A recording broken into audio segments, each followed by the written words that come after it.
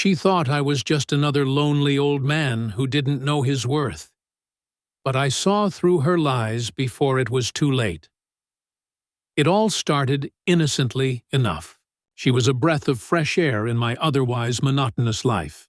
I had been living alone since my wife passed away, and the loneliness was starting to eat away at me.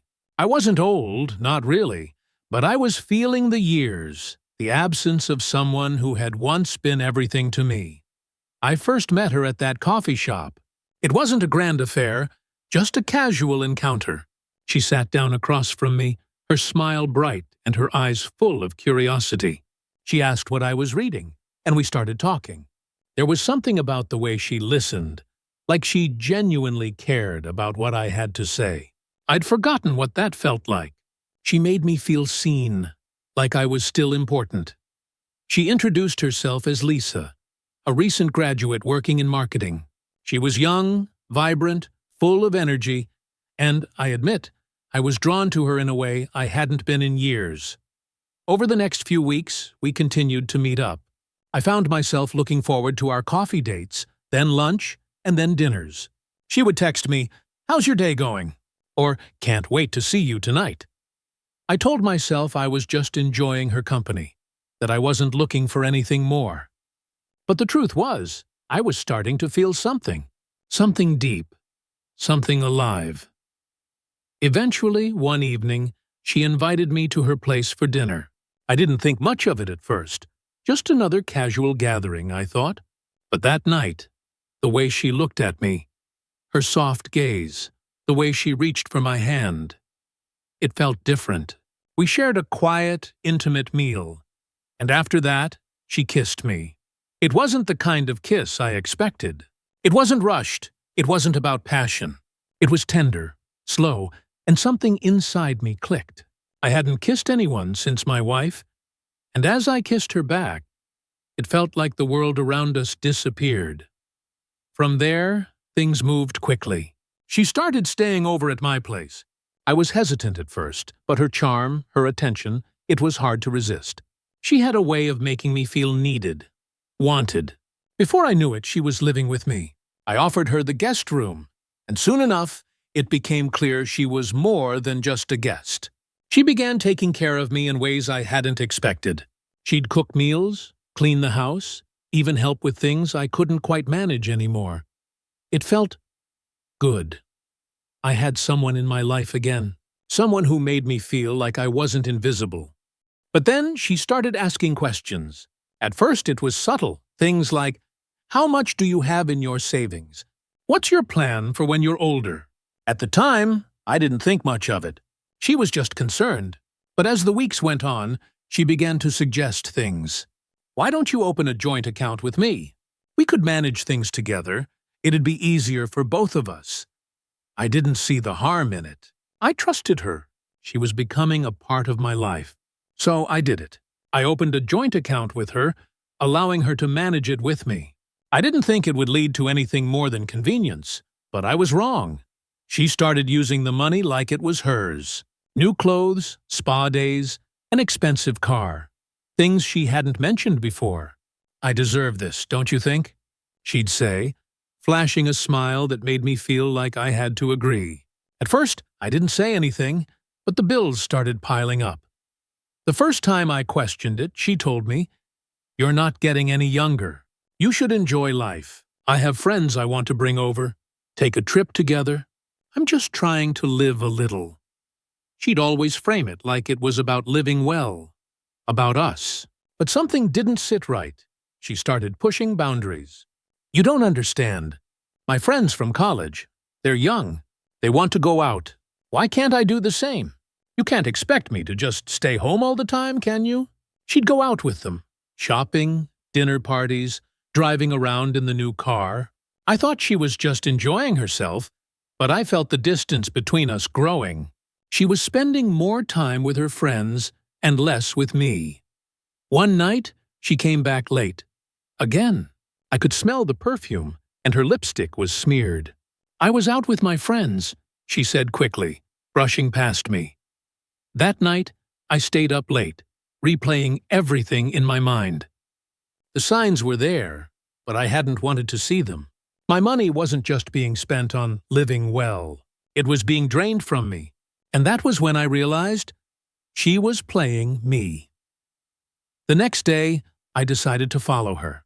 I had no idea how deep her manipulation had gone. I wasn't just a fool for love anymore. I was a fool for believing that someone would care for me for who I was, and not for what I could offer. I began to tail her. I watched her leave the house early one morning, dressed up and with a new smile plastered on her face. I followed her to a hotel, and that's when I saw it. Her with another man. My stomach dropped. It wasn't just a casual date. She was having an affair. She had been playing me all along. She wasn't interested in me. She was interested in everything I had to offer. And she was taking it all. I knew I couldn't just sit back and let her take everything. This was where the real game began. After I followed her that day, everything changed. The woman I had thought cared about me, the one I had let into my life, was nothing but a fraud. I couldn't help but feel both angry and ashamed. Angry for being played. Ashamed for having let someone so manipulative get so close to me. I couldn't let her get away with this. I wasn't just fighting for my money. I was fighting for my dignity. She had turned everything I valued into a game, and I wasn't about to let her win. I had to act carefully. I couldn't show my hand too soon. I wasn't like her. I didn't use my looks to manipulate people. I wasn't going to break down and scream at her, or confront her in a fit of rage. I needed to be smarter. The first step was getting my hands on the evidence. I couldn't just accuse her of using me for my money and cheating without proof. I knew I had to gather everything. I contacted an old friend, a private investigator named John, who owed me a favor from years ago when I helped him with a case. He was discreet, reliable, and more importantly, he knew exactly how to dig up the kind of dirt I needed. "John, I need your help," I said when I called him. "Saddam, I've been seeing someone, and I'm starting to think she's not who she says she is. I need to know everything about her, where she's going, who she's meeting. I think she's taking me for a ride." John didn't ask questions. He simply agreed to help. Over the next few days, he kept me updated, tracking her movements, taking note of her phone calls and social media activity. What he uncovered was both confirming and shocking. She wasn't just spending my money. She was systematically draining my bank account, taking out large sums, buying things for herself, and even transferring money to a new account under her name. I felt my heart sink as I looked over the reports he'd sent me. There it was, plain as day. A transfer of $15,000 from my savings account into her personal account, just last week. But it wasn't just the money, it was the betrayal. She had been planning this from the start, using her charm and affection to gain access to everything I had worked for. Next, I started gathering the other pieces. I went through her things when she wasn't home, carefully, so she wouldn't notice. I found the receipts for her new car, the clothes she'd bought with my money, the dinners, the trips. All of it was paid for by me, disguised as gifts and things we could enjoy together. It was like she had been living a double life, one with me and the other with someone else, using my money as her ticket to luxury. I couldn't confront her yet. I needed more. I began tracking her myself. It wasn't hard to follow her. She never suspected me, always assuming I was too old or too trusting to catch on. I followed her once more to the same hotel. She was with that man again, laughing and holding hands as they went into a room together. It felt like a punch in the gut, but I didn't let it show. I stayed hidden, watching them through the tinted glass. I kept my distance, observing their interaction. There was no mistaking it. She was having an affair. But it wasn't just about the affair. This was a calculated move on her part. She had been using me as her meal ticket all along. I knew then that I couldn't just walk away. I couldn't let her get away with destroying everything I'd built. She wanted my fortune? She would have to earn it by playing my game. The next step was clear. I needed legal advice. I reached out to a lawyer I'd known for years, someone I could trust. His name was David, and we had worked together on various cases in the past. He understood the ins and outs of estate planning and finances, and he knew how to handle situations like mine. "David," I said when I called him, "I think I've been taken advantage of. I've got evidence of financial fraud and manipulation. I need to know how to protect myself before it's too late." David was straightforward, offering advice on how to safeguard my assets and prepare for what was coming. He told me to start organizing everything: documents, records, bank statements, everything I could find that would prove her intentions.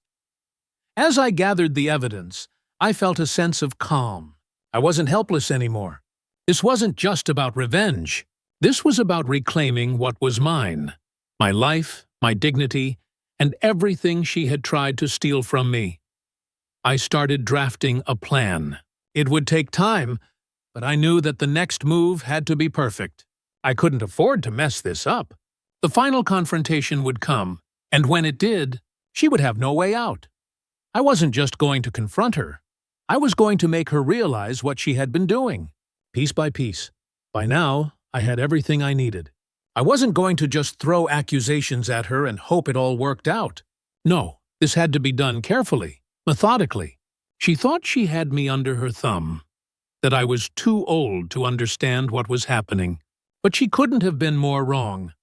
I started by securing all my important documents, things I hadn't even thought of in years: my will, my bank statements, and the house deed. I needed to make sure that when the time came, she couldn't claim a thing. If she thought she could take what was mine, she was about to find out that I had already prepared for the worst. The first step in my plan was to cut off her access to my finances. I contacted my bank, explaining that I wanted to change all my account details and passwords. I didn't mention her name, no need to give away my hand, but I made sure that my accounts were secure and that nothing could be accessed without my direct approval. That meant no more spending sprees, no more gifts that came out of my pocket. I kept everything low-key, not letting her suspect a thing. She still came over every day, still acted the same. Sweet, attentive, always asking how I was doing. But the tension between us was building, and she didn't even realize it. Every time she touched me or gave me one of those seductive glances, I felt a flicker of resentment behind my eyes. I knew what she was doing, and it made me sick. But I wasn't going to confront her yet. I wasn't that naive. I needed to stay one step ahead. Next, I made a move to get her out of my life, or at least out of my house. I knew that with her living here, it would be hard to get her to leave. She had made herself comfortable, pretending to be the doting partner. But I had started to feel suffocated. It wasn't just the money, it was the control. Her presence had begun to invade every part of my space. One day, after she left for what I assumed was another trip with her friends, though I didn't believe a word of it anymore, I went into her room. I was careful not to disturb anything, but I needed to see what she'd left behind. Her things were scattered around: clothes, makeup, some jewelry. But it was one document that caught my eye. A credit card bill that had a charge for a high-end boutique she'd mentioned in passing. It wasn't just one dress she had bought. It was a dozen, racking up thousands of dollars. All on my dime. I snapped a picture of the bill, quietly returned everything back in place, and went to my desk to put it in a folder labeled Evidence. I didn't want to keep it in the same place as everything else in case she ever found it.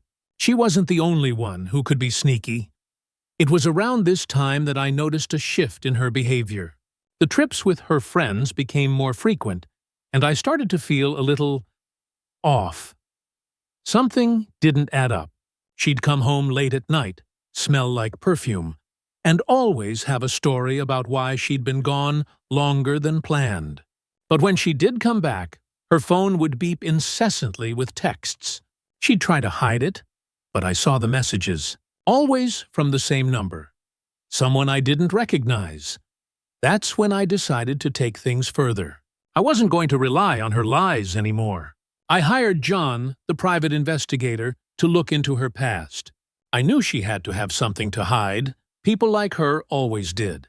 He started digging through her social media, her history, and within a few days, he uncovered something.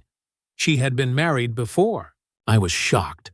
She never mentioned it, never once brought up her past, her previous relationships, or anything that might suggest she wasn't as single as she claimed.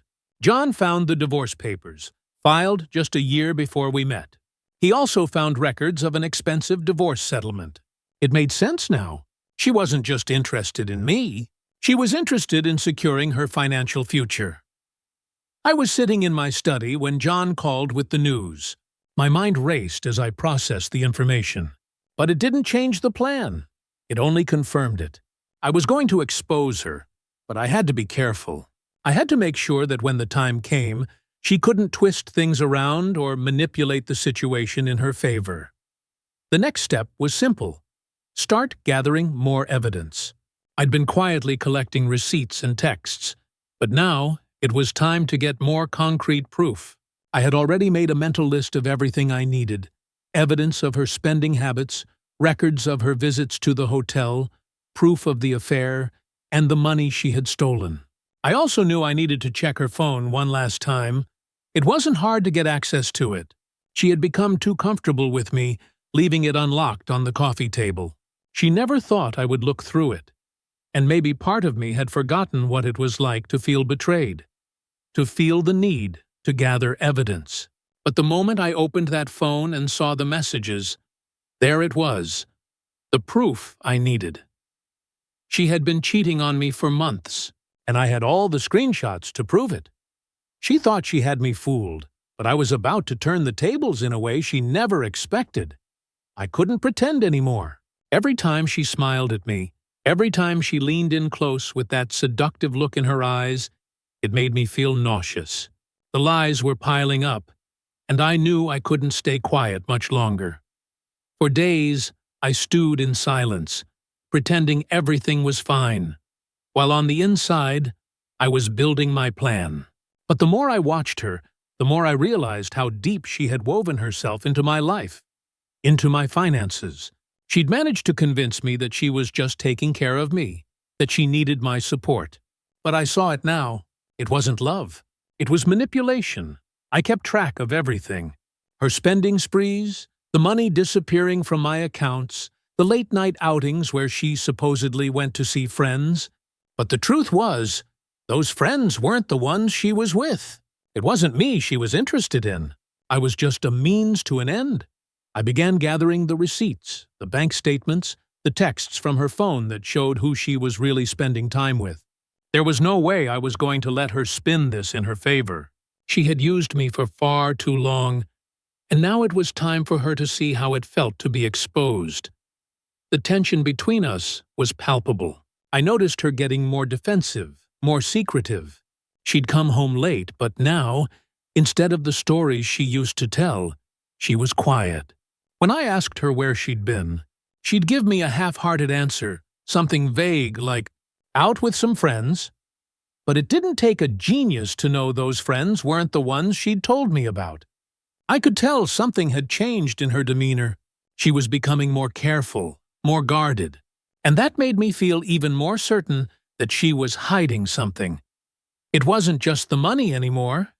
It was the betrayal, the way she had weaseled her way into my life, pretending to care about me, when all she cared about was securing her future.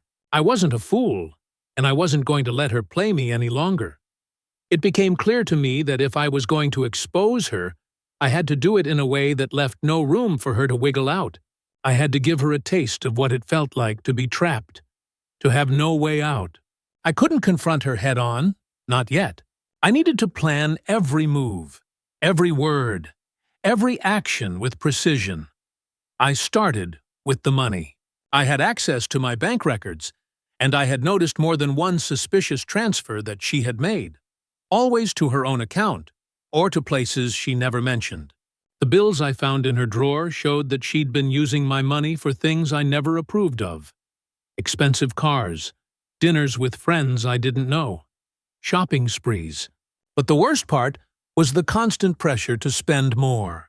"You deserve this," she would say when I questioned a purchase. "You've worked so hard your whole life. Let me take care of you." But I could see right through it now. She wasn't taking care of me. She was taking advantage of me. I called David, my lawyer, and explained everything I'd discovered. He listened carefully and started outlining a strategy to protect my assets, to make sure that no matter what happened next, I'd be in a position to fight back. We began drafting a legal plan to secure my accounts and make sure she couldn't just drain them without consequence. Meanwhile, John, the private investigator, was still keeping an eye on her, gathering more information. He followed her one evening when she left to meet that same man again. I was furious, but I stayed calm. I knew she thought she had gotten away with everything, but I was about to show her just how wrong she was. The next day, I arranged to meet with John. I had everything I needed now: proof of her affair, proof of her financial manipulations, and proof of her deceit. I could already feel the walls closing in on her. She had no idea that I had been watching, that I had been collecting everything she'd left behind. I walked back into the house that night, knowing it would be the last time she'd have the upper hand. She was cooking dinner, humming quietly to herself, completely unaware that the game had changed. I could see it in her face. She still thought she was in control. She still thought she could manipulate me, but she couldn't. Not anymore. That night, after dinner, I sat across from her, my heart racing. It was time to let her know that I knew everything. "Lisa," I said, keeping my voice steady. "We need to talk." She turned to me, her face lighting up with that fake smile. "What's wrong, babe? You look serious." I leaned forward, my hands resting on the table. "You know exactly what's wrong." Her smile faltered for a split second. But it was enough. I had her. She thought I was just bluffing, but when I dropped the bomb, I saw the color drain from her face. It was a Tuesday evening, the kind of evening that felt heavy with anticipation. I had everything lined up, every piece of the puzzle in place, but I still had to confront her. I couldn't just sit back anymore. This needed to be a clean break, a moment where she couldn't twist the narrative or escape the truth. I'd been waiting for the right moment to hit her with everything, and I knew tonight was the night. She had been acting distant, distracted, almost aloof. Maybe she sensed that something was off. Maybe she'd caught on that I wasn't the same person who had let her slip into my life so easily. She was still in the kitchen, chopping vegetables for dinner. Her back was turned to me, and I couldn't help but wonder how many times I'd watched her from behind, unaware of the web she'd been weaving. The irony wasn't lost on me. She had been controlling me. But here I was, controlling the moment. I walked into the kitchen, my footsteps measured, my heart pounding in my chest. I stood there for a moment, just watching her, letting the silence fill the space between us. I could see the outline of her silhouette in the dim light from the stove. She looked content, humming softly to herself, completely unaware that the calm before the storm was about to end. "You've been busy lately," I said casually, my voice steady, almost too calm. She turned, flashing that sweet smile of hers. "Oh, just working on a few things. How's your day, babe?" I could feel my blood boiling, but I kept my expression neutral. "I've been good, but I've been thinking about something important." Her smile faltered, just a little. That's when I knew she had been feeling the pressure, too. She leaned back against the counter, folding her arms. "What do you mean?" "I think it's time we talk about your little side project," I said, the words coming out with a sharp edge. Her eyes widened, but she quickly masked it with a forced laugh. "What side project?"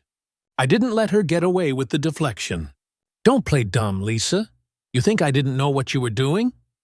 "The bank transfers, the car, the shopping, the hotel dates. And don't even get me started on the man you've been meeting behind my back.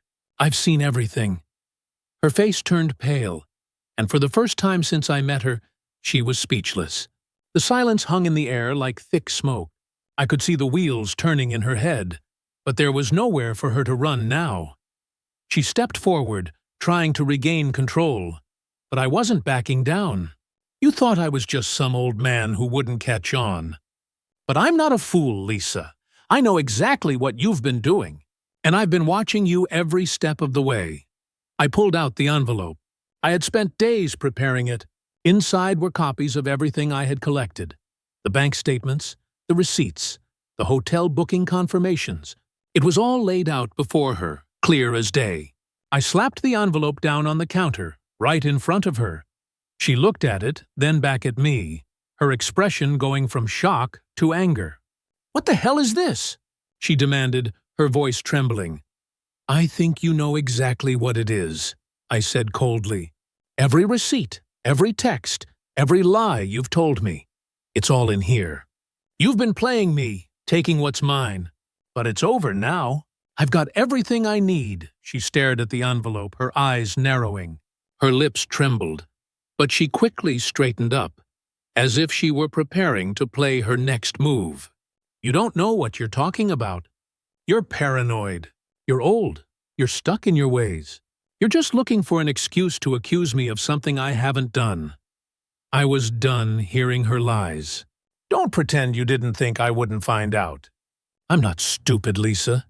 You've been draining my bank accounts, cheating on me, and using me for your own gain. And now you're going to face the consequences." Her eyes darted around, searching for a way out, but there was none. She had nowhere to hide. Then the final piece of the puzzle fell into place. "And there's more," I added, pulling out another document from the folder. It was the divorce record from her last marriage. "I found this too. You were married before. Your last husband knew exactly what kind of person you are. And now I do too." Her face went white. She took a step back, her eyes wide with fear. For the first time, I saw vulnerability in her. Real, raw fear. The walls were closing in. She was cornered. She opened her mouth to speak, but I cut her off. "I've already contacted my lawyer. I'm taking you to court, Lisa. I'm going to make sure you never see another penny of my money. And when I'm done, everyone will know who you really are." Her composure cracked. "You don't know what you're doing," she cried, her voice desperate. "I was just trying to help. I thought we could be happy together." I shook my head slowly. "No, you were trying to steal everything I had. And now you'll have to answer for it." The confrontation had escalated faster than I expected. But I was ready. The evidence was irrefutable, and I wasn't going to let her manipulate me any longer. She had been playing a game all along, but now it was my turn. I walked away, leaving, her standing there, speechless, the weight of the evidence sinking in. I had won the first round. Now, I was going to make sure she lost the war. I turned my back on her, feeling the weight of the moment sink in. The silence in the room was suffocating, but I wasn't about to let her manipulate her way out of this. I picked up my phone from the counter and dialed 911. My hands were steady, my voice even as I spoke to the dispatcher. "I need the police to come to my address. I've been defrauded, and there's evidence here. I need her removed." Her voice came from behind me, panic rising in her throat. "You can't do this. You can't just call the cops on me. You have no right." Her footsteps echoed as she rushed toward me, but I didn't turn around. The dispatcher confirmed they were on their way, and I hung up, feeling the finality of it all. This was it. There was no going back now. "Please," she begged, her voice cracking. "You don't have to do this. We can fix this. Just listen to me." I spun around to face her again. "I listened to you for too long. Now, it's your turn to face the consequences." She was frantic now, pacing back and forth, running her hands through her hair, clearly trying to come up with a way to salvage the situation. "I was just trying to help you. We had something real, didn't we? I didn't mean to hurt you. I love you." I didn't even flinch at her words. They were just more lies, more manipulation. The doorbell rang just as I was about to speak. The officers arrived, 2 of them, calm, professional. I walked toward the door and opened it. "They're here," I said, my voice steady, almost too calm for the storm that had just passed. The officers took her into custody without much resistance. She screamed and struggled a little, but it was over. The damage had been done, and there was no turning back now. They cuffed her, one officer reading her rights as she stood there, her eyes wide, wild with disbelief. Her once confident demeanor was completely shattered. The woman who thought she could control me was now powerless, her world crumbling around her. "You can't do this!" she screamed one last time as they escorted her out the door. "You'll regret this. You'll see." But I didn't regret a thing. If anything, I felt lighter.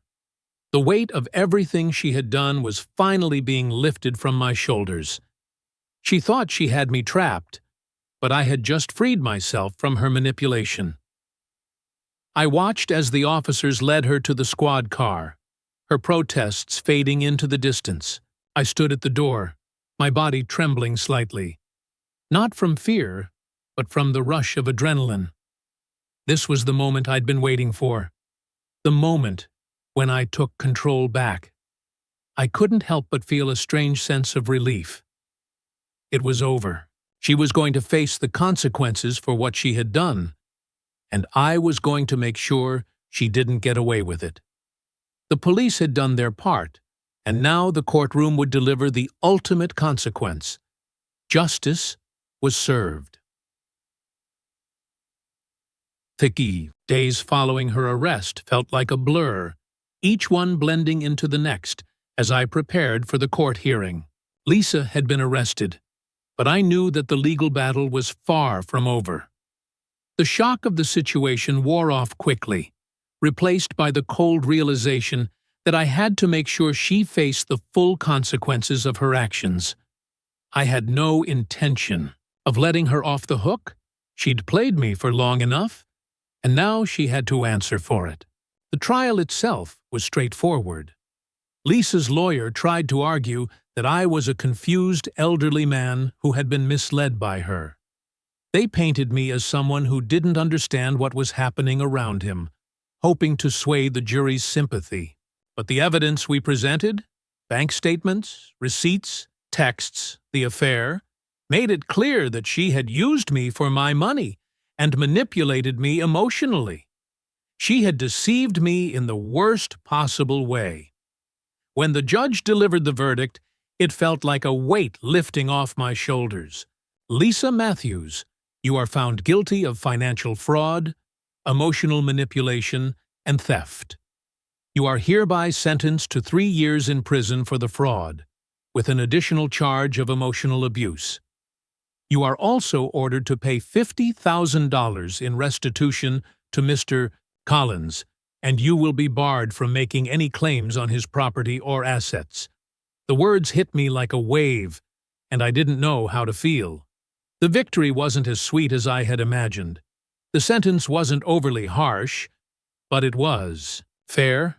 She would spend time in prison. She'd have to pay me back, and she'd never be able to claim anything that wasn't hers. The officers took her into custody immediately, and I watched as they led her out of the courtroom in handcuffs. She didn't look at me as they walked past. I think she knew deep down that this was the end for her. The woman who had once seduced me, manipulated me, and taken everything I had was now facing the consequences of her actions.